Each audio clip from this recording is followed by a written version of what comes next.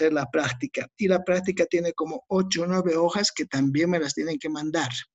Bien, continuamos. Hemos visto varios grupos de medicamentos, si ustedes se fijan. Hemos visto todo lo que son diuréticos, hemos visto los IECAs, los bloqueadores alfa, los bloqueadores beta, y nos queda un último grupo que es el de los, voy a pasar un poquito más rápido, que es el de los medicamentos llamados, déjenme ver un ratito, de los medicamentos bloqueadores de los canales de calcio. Esto habíamos visto, efectos adversos de los IECAs, farmacología de los IECAs, etcétera, etcétera. Así que un poquito más adelante hemos quedado, esto también hemos visto el otro día. Nos queda bloqueantes, esto también habíamos visto. Por favor, no hagan ningún dibujo, ninguna cosa en las hojas, porque si veo que hacen un dibujo, a todos voy a quitar 5 puntos de la nota del parcial, a todos. Bien, aquí seguimos esto y empezamos los bloqueadores de canales de calcio. Aquí están los bloqueadores de canales de calcio. Parece que esta hoja no salió muy bien, ya la había rehecho, pero no he encontrado el archivo dónde está. Y ahí dice en la hipertensión cuáles son las indicaciones terapéuticas. Y fíjense que todos los bloqueadores de canales de calcio, nifedipino, verapamil, diltiazem, etcétera, se utilizan. Es decir, son buenos medicamentos, están indicados para la hipertensión arterial. Luego tenemos, esta página la pasamos, por favor, bloqueo de calcio. Ya lo sabemos, lo hemos visto varias veces cómo ocurre. Y aquí, esta también la pasamos por alto.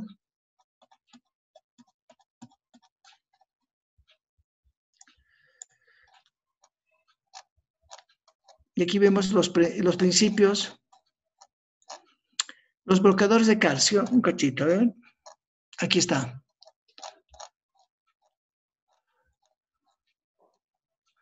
Aquí está. Los bloqueadores de los canales de calcio. ¿Cómo se clasifican estos fármacos? En 2 grandes grupos, dihidropiridinas y no dihidropiridinas. Ese es un principio que tienen que saberlo. De las dihidropiridinas, todos sus medicamentos o casi todos terminan en pino. Nifedipino, nislodipino, nitrendipino, felodipino, lasidipino, amlodipino. Sea pino o pina es lo mismo, pero todos ellos terminan en esa palabra.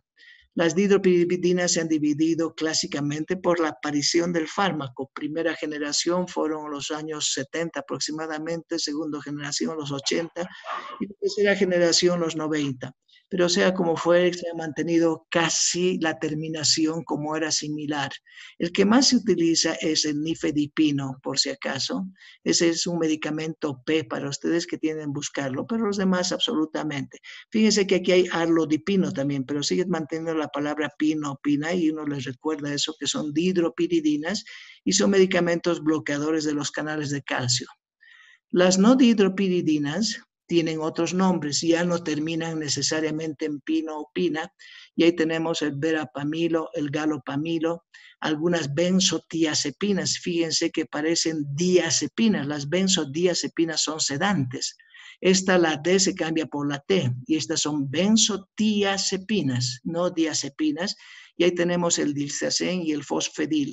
Hoy por hoy han aparecido 3 nuevos medicamentos, pero todavía no están del todo aceptados. Los que tienen que acordarse ustedes son verapamilo, diltiazem, en el grupo de las no dihidropiridinas. Y de estas dihidropiridinas, cualquiera de ellas, y me parece a mí que el nifedipino es el mejor. Estos medicamentos en algún momento fueron proscritos porque se encontró que producía alguna taquicardia y podía conducir a insuficiencia cardíaca cuando el medicamento era de acción muy rápida. Hoy por hoy el nifedipino se ha hecho una formulación farmacéutica de producir que no sea de absorción muy rápida, absorción lenta, y se ha evitado esos problemas. Pero en algún momento algún paciente que tenía una hipertensión y acudía a un servicio de emergencia, lo primero que hacía el médico era pinchar, porque venían en cápsulas líquidas, pero envueltas obviamente en gelatina, la cápsula. Pinchaba el médico y hacía chorrear el medicamento debajo de la lengua del paciente, y ese ratito le pasaba la hipertensión si era una crisis hipertensiva o un cuadro muy alto de hipertensión, pero a la vez se veía que había taquicardia y algunos pacientes que no tenían una reserva cardíaca adecuada empezaban a tener problemas de insuficiencia. Hoy por hoy ya no se hace esa aplicación del medicamento, sino que vienen medicamentos formulados en comprimidos. Todavía hay algunas ampollas que son así gelatinosas, pero la mayoría vienen comprimidos y se evita esa absorción rápida. No son malos medicamentos, son excelentes medicamentos, pero hay que tener cuidado cuando, vuelvo a decir, cuando son de acción muy rápida. Fíjense aquí sus farmacocinéticas, el nifedipino es el representante de las dihidropiridinas, verapamilo, diltiazem de los otros grupos. El verapamilo se utiliza mucho en nuestro medio. Por favor, tienen que conocerlos. No es de manejo del médico general. El médico general llega hasta el nifedipino. Verapamilo, diltiazem generalmente maneja el cardiólogo o el terapista intensivo. Pero ustedes tienen que conocer. Fíjense, las dosis van a variar. La absorción, 90%, su biodisponibilidad del nifedipino es muy buena, 65%, del verapamilo, diltiazem más baja, se excretan por vía hepática y vía renal, se ligan a proteínas en forma muy alta, su vida plasmática 2 horas y media y ellos un poquito más. Vuelvo a decir, el único medicamento que quizás ustedes lo tengan como medicamento pese a nifedipino, pero tienen que conocer verapamilo y diltiazem, porque son bloqueadores de canales de calcio. Estos últimos dos de tipo no dihidropiridinas y este otro grupo de sí dihidropiridinas. Eso es imprescindible que lo conozcan. Ahora vemos cuáles son las indicaciones de estos fármacos. Están indicados algunos como monoterapia. No se olviden que cualquier manejo de la hipertensión tiene que primero relacionarse con el estado del paciente, cómo está el paciente, en qué condiciones, qué comorbilidad tiene, si ha tenido antes infarto de miocardio, si tiene problemas vasculares, si tiene arritmias, si tiene bradicardia, etcétera, etcétera. Se pueden utilizar como monoterapia, entonces el nifedipino, verapamilo, diltiazem son buenos medicamentos. Es la primera línea en hipertensión del anciano, es un buen medicamento para ellos. Disminuye la incidencia de apoplejía. Apoplejía es el nombre antiguo que se le daba al ictus o al accidente cerebrovascular. Se utiliza en insuficiencia renal con o sin proteinuria, es decir, que puede tener buena respuesta. Y en la angina estable es de segunda línea. Este medicamento se lo vuelve a ver en angina porque es un medicamento utilizado.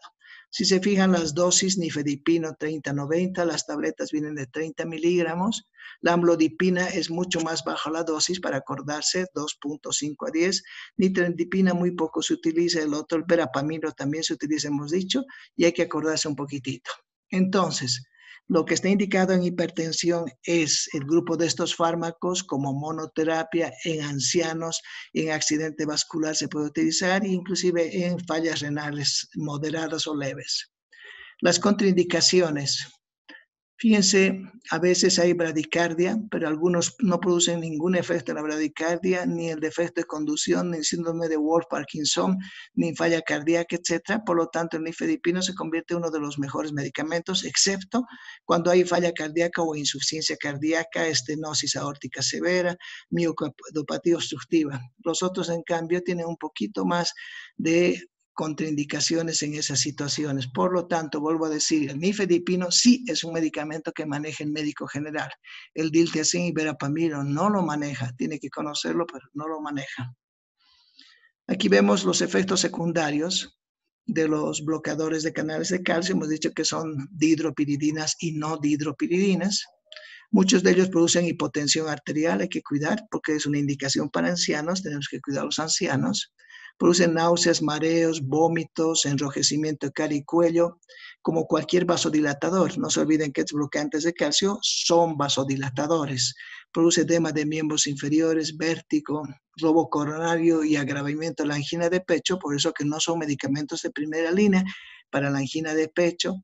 Puede producir a veces bradicardia sinusal, ocasionalmente paro cardíaco, reflejos simpáticos que obligan a dar beta bloqueantes. Hay un esquema que un poquito antes he pasado, la concomitancia con beta bloqueantes para evitar justamente este reflejo simpático, que ustedes lo van a analizar por favor con calma, tienen las hojas ustedes. Bien, ¿cuál es el principio de de la terapia de hipertensión arterial con los bloqueantes de canales de calcio, lo positivo está acá, como ustedes ven, y lo negativo ahí abajo. Lo negativo es que puede producir edemas, cefaleas, y a excepción de las dihidropiridinas selectivas puede aumentar la disfunción sistólica. Todo lo demás es positivo, es bueno, en una palabra, útiles con algunos tipos de angina, no siempre, efectivos en negros o en pacientes que reciben inclusive AINES, mejoran la función diastólica, aumentan flujo renal, metabólicamente neutrales y disminuye la mortalidad en hipertensión sistólica de los ancianos. Acuérdense que la hipertensión, cuando solamente es sistólica, generalmente es de personas arriba de 65 años de edad, 70, ancianos, y puede tratarse de diferentes maneras con diuréticos o con bloqueadores de canales de calcio cuando solamente la sistólica está elevada. En las personas muy jóvenes, si la sistólica está elevada sin que la diastólica esté elevada, lo primero que hay que pensar es que hay un hipertiroidismo y habrá que hacer pruebas especiales, de pedir pruebas de función tiroidea, etcétera, etcétera, para descartar que sea un hipertiroidismo.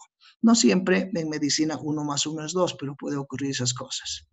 Bien, aquí fíjense, nos dice la biodisponibilidad de algunos fármacos, amlodipino, diltiazem, cardipino, nifedipino, nimodipino, verapamilo, que son los medicamentos, en cuanto a su biodisponibilidad, etcétera, su porcentaje de unión a las proteínas, etcétera, etcétera. Vemos los efectos colaterales. Esto sí me interesa porque tienen que recordar los bloqueadores de canales de calcio, dihidropiridinas o no dihidropiridinas, son vasodilatadores. Y como cualquier vasodilatador va a producir coloración roja de la cara, un flushing, un rubor que se llama en la cara y cuello. Produce estreñimiento, constipación, vértigos, dolor de cabeza, cefalea, fatiga crónica, y baja la presión, no cabe duda. Esos son los medicamentos y los efectos colaterales. Estos dibujos son muy lindos porque uno con mirar el dibujo recuerda. Acuérdense que los IECA en la primera foto era una persona tosiendo y dijimos la tos. Y así sucesivamente, y uno se va mirando esto, va tratando de acordarse y por el dibujo puede recordar más fácilmente. Bien, otro grupo de vasodilatadores directos que se utilizan como antihipertensivos son la hidralazina, minoxidil, nitroprusiato de sodio, diazóxido, nitroglicerina. Y tienen acción en arterias y venas, y aquí se puede ver cuál es la acción, cuánto en acción en arterias, cuánto en venas. Estos medicamentos no maneja el médico general, excepto la nitroglicerina, que sí puede manejar porque es un medicamento ideal para tratar las anginas de pecho o los problemas de disminución circulatoria cardíaca.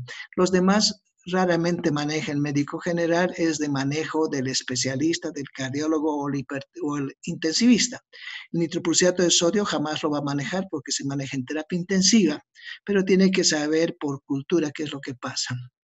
Aquí, el primer medicamento, la hidralazina, estamos diciendo que son vasodilatadores directos. Está indicado en hipertensión que no responde a estos fármacos, por lo tanto no es un medicamento de primera línea, es un medicamento de segunda línea cuando no ha habido respuesta. Está indicada en el embarazo. Habíamos dicho que el labetalol se puede utilizar en el embarazo, la metildopa se puede utilizar, la hidralazina hay gente que sí puede utilizar y no está contraindicado. En crisis hipertensiva se puede utilizar porque viene en formulación intravenosa, insuficiencia cardíaca. Tiene reacciones adversas como cualquier vasodilatador, eso tienen que acordarse. Vasodilatador igual cefalea, náuseas, baja la presión, taquicardia, algunas veces un poco de dolor en el pecho y puede similar un lupus. Entonces, si el paciente empieza a tener signos lupúdicos, habrá que pedir exámenes de laboratorio para descartar las células LE en la sangre y que no esté haciendo un lupus de verdad. Muy raro, pero se ve. Siempre uno debe recordar las cosas que más son comunes, no las que son extraordinariamente raras. Otro medicamento vasodilatador es el minoxidil. El minoxidil salió en los años 80 aproximadamente y se vio que los pacientes que tomaban este medicamento les crecía el cabello. Por lo tanto, la indicación hoy por hoy ya no es tanta hipertensión. Se puede utilizar, no cabe duda, pero se utiliza como una aplicación tópica en la calvicie para que produzca una hipertricosis en las personas que sufren de calvicie. También se puede utilizar en hipertensión grave, refractaria, asociada a falla renal. Tiene efectos adversos como retención hidrosalina, taquicardia, angorras, cutáneo, hipertricosis, pericarditis. El médico general, vuelvo así, no maneja este medicamento, excepto que dé como indicación para que se coloque encima del cuero cabelludo o en la cabeza calva para que crezca cabellos. El nitroprusiato es otro medicamento que se utiliza en terapia intensiva. Es un buen medicamento, pero no maneja el médico general, salvo que el médico general esté rotando en terapia intensiva y aprenda su manejo por el uso continuo. Se utiliza en forma intravenosa, lenta, inicia la acción a los 30 minutos, baja el pico hipotensivo a los 2 minutos, por lo tanto es un buen medicamento, sobre todo para las crisis hipertensivas. Su metabolismo se metaboliza en el músculo liso, liberando óxido nítrico. Por lo tanto, su efecto, como muchos otros fármacos, es el de producir óxido nítrico. Acuérdense que beta bloqueantes como el nebivolol también actúa por la liberación de óxido nítrico. El óxido nítrico es un gran vasodilatador que hay que conocerlo bien. En los eritrocitos se convierte en biocianato, se metaboliza en hígado tiocianato y alguna vez en exceso se ha visto que podría haber unos síntomas como intoxicación con cianuro. Es muy raro ver, pero puede ocurrir. Se elimina por la orina, se puede almacenar, algunas veces produce una alteración psicoorgánica por intoxicación de los tiocianatos o los derivados del cianuro. Nitroprusiato es un medicamento exclusivamente utilizado en terapia intensiva. Aquí tenemos un poquito del nitroprusiato, indicaciones: emergencia hipertensiva, disección aórtica, insuficiencia cardíaca. Si lo vemos un poquito más chico, podemos verlo mejor. Tiene contraindicaciones, no se utiliza en eclampsia en embarazadas. Una de las preguntas más comunes en todo lo que son antihipertensivos y todos los medicamentos es si se utiliza en embarazo o no. Tienen que hacerse una lista o una tabla de qué medicamentos hasta el momento se pueden utilizar en embarazo y cuáles están contraindicados, por favor. No se utiliza en insuficiencia hepática, etc. Tenemos otro medicamento que es la metildopa. La metildopa era un medicamento muy bueno hasta los años 80 aproximadamente, pero después se dejó de utilizar. Y este medicamento se dejó de utilizar porque en los pacientes o las pacientes produjo un estado de psicosis que les llevaba al suicidio. Les producía depresión muy severa con trastornos psicóticos que terminaban suicidándose. Hoy por hoy no se utiliza, pero en su tiempo ha sido muy buen medicamento. Es más, todavía hay mucha gente que lo utiliza en el embarazo, hipertensión y embarazo, obviamente con todas las condiciones y no con uso prolongado. El uso prolongado es el que podría llevar a un intento de suicidio. Fíjense, tiene una buena disponibilidad, no sé si llamar buena cuando es 50%, pero la llamaremos media disponibilidad. Arriba del 50% es buena biodisponibilidad. Se distribuye en todos los niveles, alcanza el sistema nervioso central, su pico es a las 2 horas, tiene una vida media pequeña. Su metabolismo es hepático y se transforma con el sulfato o conjugándose con sulfato por conjugación, no con el ácido glucurónico como casi todos los fármacos, sino con sulfato en este caso. Su excreción es renal como metabolito y como conjugado en un porcentaje X. Otro medicamento que muy rara vez van a utilizar usted, pero tienen que conocer, es la clonidina. Es un medicamento de acción central. La metildopa también es de acción central. Son dos fármacos de acción central que estamos viendo útiles en hipertensión, pero que su uso está un tanto limitado. No hay que utilizar tanto, pero hay que conocerlos.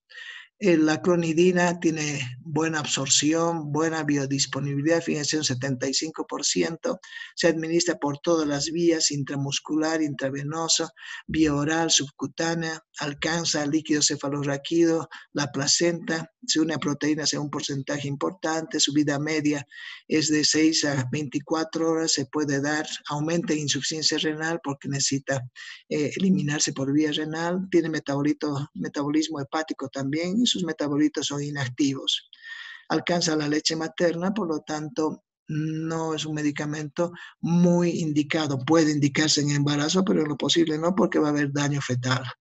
Aquí tenemos un poquito de la metildopa, sus indicaciones.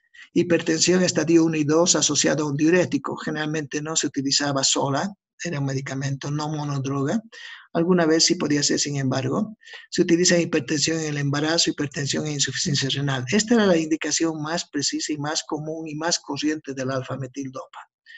Los efectos adversos, fíjense, sedación y depresión psíquica, que es lo que he mencionado, disminución del estado de alerta, sequedad de la boca, congestión nasal, eyaculación retardada, impotencia sexual, hipotensión postural.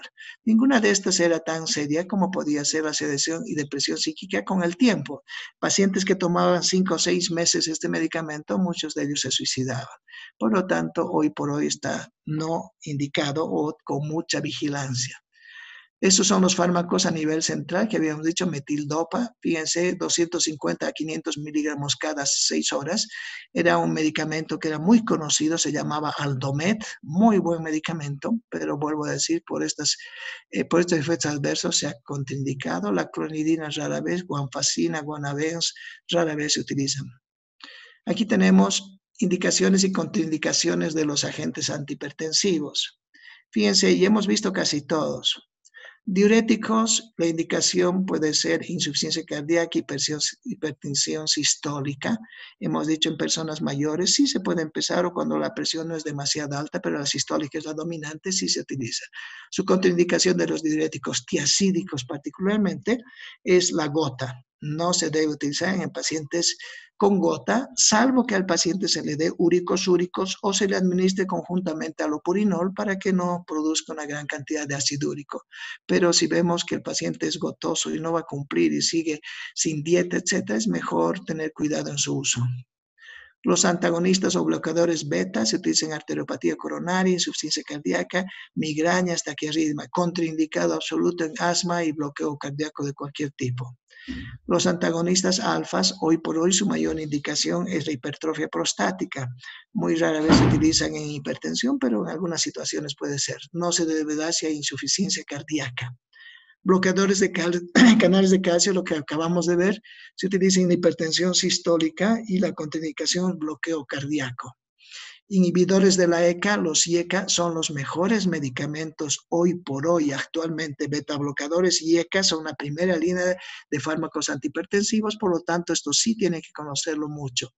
No se utiliza en nefropatía diabética o cualquier otro tipo de nefropatía, ya sea por estenosis, habíamos dicho, insuficiencia cardíaca, infarto de miocardio previo. No se debe utilizar porque son inotrópicos y cronotrópicos negativos. Van a bajar la frecuencia cardíaca y van a bajar la fuerza de contracción.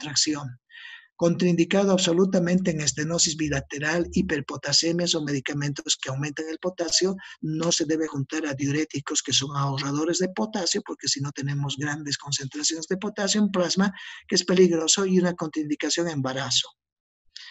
Los bloqueadores de los receptores AT1 o ARA2, que se los llaman, y son los sartanes. Aquí eran los PRIL, si ustedes recuerdan, aquí son los sartanes. Están indicados cuando los IECA han producido tos. Inmediatamente la tos se reemplaza un IECA por un ARA. Eso no cabe duda. Están indicados en nefropatía diabética, otro tipo, insuficiencia cardíaca también pueden ser utilizados y tienen las mismas contraindicaciones de arriba de los IECA. Son medicamentos que se parecen muchísimo, excepto que no producen tos. Luego aquí tenemos algunas consideraciones de los bloqueantes beta recomendados, los diuréticos, etcétera, que ustedes lo van a ver mejor. Saqué una hoja diferente de esto, pero no sé dónde lo he archivado, donde ya había puesto en buen orden todas estas figuras, pero hoy no lo he encontrado. Aquí lo mismo, las dosis de los antihipertensivos, algunos seleccionados que tienen que conocer siempre y cuando elijan su medicamento. Aquí los fármacos antihipertensivos orales, volvemos a diuréticos tiazídicos con su dosis habitual. El mejor es la hidroclorotiazida, no se olviden. Los diuréticos de ASA, el mejor es la furosemida. Diuréticos ahorradores de potasio, se utiliza la amiloride o el trianterene. Este trianterene no tiene efectos endocrinos, este amiloride sí tiene efectos endocrinos paralelos. Los bloqueadores de receptores de aldosterona puede utilizar de cualquiera de los dos. También la espironolactona tiene efectos de tipo endocrinos. Los beta bloqueadores, ahí está el gran número de beta bloqueadores. Había dicho que los que tienen que conocer son atenolol, bisoprolol, metoprolol, obligatorio, por favor. Propanolol, también obligatorio. Algunos otros tienen que saberlos, pero los que he mencionado son los mejores. Los beta bloqueadores con actividad simpático-mimética intrínseca, acebutalol, pembutalol, pindolol. Algunos de ellos pueden utilizarse. Aquí tenemos empleados según la clase funcional. Lamentablemente está volcado también esto. Según su clase, pasamos esta hojita. Aquí está bloqueado, qué pena. Otra vuelta bloqueada, volcada la hoja. Aquí están antihipertensivos más empleados según la clase funcional, muy parecido al anterior que hemos dicho, atenolol, betaxolol, bisoprolol, etcétera, que son nombres que tienen que tenerlos ya metidos en la memoria, saber las características de cada uno de ellos. Algunos de ellos van a ser sus medicamentos. Carvedilol se utiliza muchísimo, vuelvo a decir. De los antagonistas de calcio, ya les había dicho amlodipino, diltiazem. Del nifedipino, que es el que más se utiliza. Hay nifedipino de prolongación, de absorción prolongada, que este es el mejor, porque el nifedipino de acción muy rápida, les había dicho que ha dado algunos problemas. Los inhibidores de la enzima convertidora de angiotensina, captopril, bellacepril, siguen siendo buenos. El enalapril es el que más se utiliza, el lisinopril le sigue. Bloqueadores de la angiotensina 2, el que más se utiliza es los sartán, ese tienen que saber, el valsartán. Nos quedan 10 minutos, me está diciendo la computadora y el sistema Zoom. Los diuréticos, aquí están todos los que hemos mencionado. Bien, avanzaremos un poquito más. Aquí están las combinaciones, IECAS y bloqueadores de canales de calcio. Se pueden combinar, IECAS y diuréticos. ARA2 y diuréticos. Ya vienen las presentaciones en el mercado como están especificadas acá. Bloqueadores betas y diuréticos se pueden utilizar. Fármacos de acción central y diuréticos, metildopa, hidroclorotiazida. Diuréticos y diuréticos. Se puede utilizar un ahorrador de potasio con uno que elimina el potasio para equilibrar todo eso. La hipertensión, no se olviden, va a producir aterosclerosis, la aterosclerosis, hipertensión, y aquí hay algún algoritmo o un pequeño modelo de cómo se puede utilizar. Lo primero en hipertensión es bajar la presión a menos de 140 y 90 en lo posible, indicar medidas no farmacológicas como una alimentación saludable. Lo más importante es bajar la sal. Eso tiene que ser absolutamente para ustedes una norma. Bajar el consumo de sal a 6 gramos de cloruro de sodio, debe bajarse siempre. Reducir el peso, no fumar, restringir consumo de alcohol, hacerle al paciente que tenga una actividad física. Puede caminar el paciente 30 minutos diarios y es una buena actividad física esa. Antes se decía que debía tener una actividad aeróbica, llámese con máquinas, con bicicletas o con ejercicios, pero se ha visto que el caminar 30 minutos es tan bueno como los otros. Los de primera elección, diuréticos, inhibidores de la ECA, beta bloqueadores de canales de calcio y adecuados en cada situación que está ahí abajo. Si aún son insuficientes, debe combinarse. Habitualmente el tratamiento de la hipertensión no es como una droga, es combinando varios medicamentos.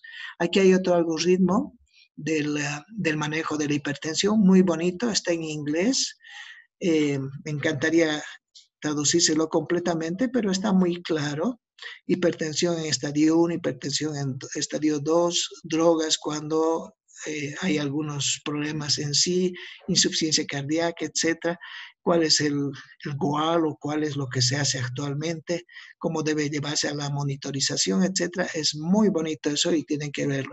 Aquí hay algunas enfermedades concomitantes o concurrentes con los pacientes de hipertensión.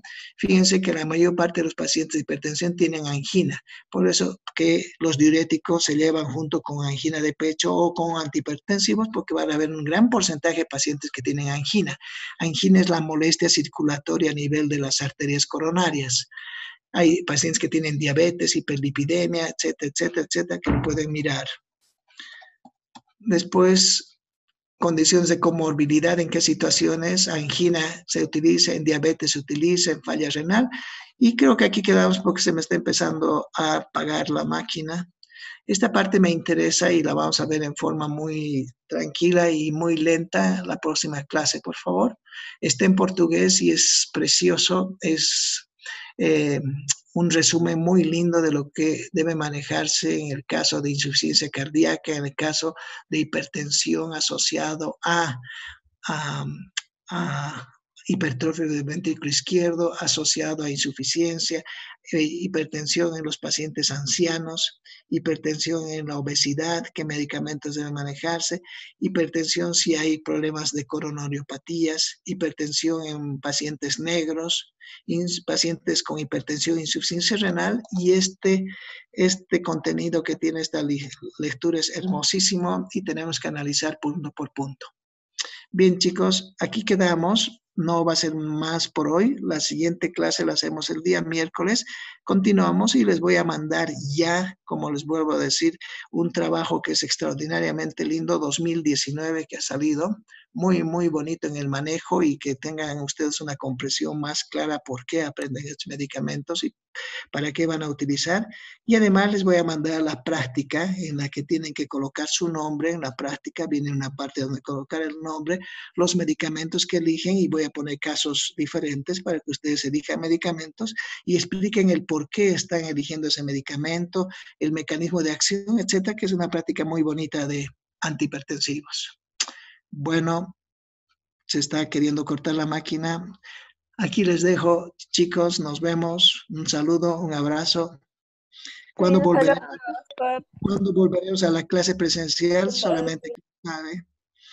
Han dicho que probablemente el 20 de junio volvamos, pero no sé. Así que la cosa todavía está muy dudosa. Si alguien conociera, por favor, a alguien del grupo Z, porque los alumnos del grupo Z habían sido como 160 alumnos que deben farmacología y han terminado la carrera. Es decir, ya están en quinto año o han pasado de quinto año, pero siguen debiendo farmacología. Eso se llama grupo Z. Son alumnos que han aprobado la práctica, pero no la teoría. Entonces, esos chicos van a tener que dar examen teórico, y el examen teórico se ha pensado entre los docentes distribuir a los alumnos en cada grupo. A mí me han tocado 33 alumnos desde la letra M hasta la O. No los conozco a ninguno, no recuerdo a ninguno, y si alguien conociera a alguien y está en el grupo mío, que nos llame para que participen en estas clases y puedan estar atentos y listos para el examen parcial. El examen parcial todavía no se ha definido la fecha, no se sabe cuándo se va a dar. Probablemente sea el 20, 21, no se sabe, de junio, y tampoco se sabe cómo se va a tomar. Hay algunas ideas de hacer un solo examen para todos, absolutamente todos, y que la facultad, a través del sistema de la UTI que tiene de informática, haga el examen. Pero hay otras ideas de que cada doctor haga el examen y que tome lo que ha enseñado o lo que ha repasado con los alumnos. Entonces todavía está en discusión eso. Sea cual fuere, igual el día que se diga es el examen, se va a tomar a la hora que se indique, se va a tomar el examen. ¿Listo? Doctor. Muy bien. Aquí quedamos, ¿ya? Adiós. Hasta luego.